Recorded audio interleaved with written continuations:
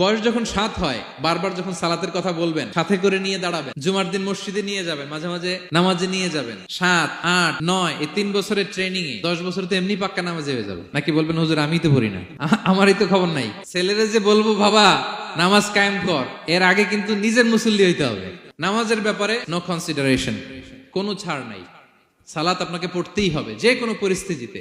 এজন্য 7 বছর বয়স থেকে বিশ্বনবী ওয়ার্নিং দিতে বলেছেন। 10 বছর বয়স হলে প্রয়োজনে রূঢ় আচরণ করো, শাসন করো, প্রয়োজনে মৃদু প্রহার করো। অনেক ফ্যামিলি আছে নিজেও নামাজি, ছেলে মেয়েদেরকেও নামাজের কথা বলে পড়ায়। জোহর পড়তে দেয়, আসর পড়তে দেয়, মাগরিব পড়তে দেয়, এশা পড়তে দেয়, ফজর পড়তে দেয় না। ফজর নিয়ে টেনশন নাই। কেন? আমার কলিজার টুকরা সন্তান ঘুমায় হুজুর, কাঁচা ঘুম কেমনে ভাঙাই। যে বাবা মারা মনে করে সকালে কিভাবে ডাকি, উঠতে চায় না হুজুর, কাঁচা ঘুম কষ্ট হয়ে যায়। ফজরের সময় যদি আগুন লেগে যায় আপনার ঘরে, কি করবেন? আরেকটু ঘুমা, কাঁচা ঘুম।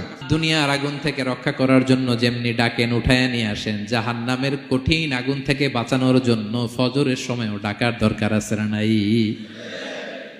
দুনিয়ার আগুনের চেয়ে কমপক্ষে 70 গুণ বেশি তেজওয়ালা। বিষ্ণু বলেন নারুকুম তুকিদুন, যে আগুন দিয়ে কিচেনে রান্না করো, জাহান্নামের আগুন কিন্তু এই আগুন নয়। জাহান্নামের আগুন দুনিয়ার আগুনের চাইতে কমপক্ষে 70 গুণ বেশি তেজওয়ালা। তাহলে ফজরের সময় ডাকবেন তো ছেলে মেয়েকে, হ্যাঁ, নিজেও পড়বেন, ছেলে মেয়েদেরকেও ডাকবেন। আকিমিস সালাহ।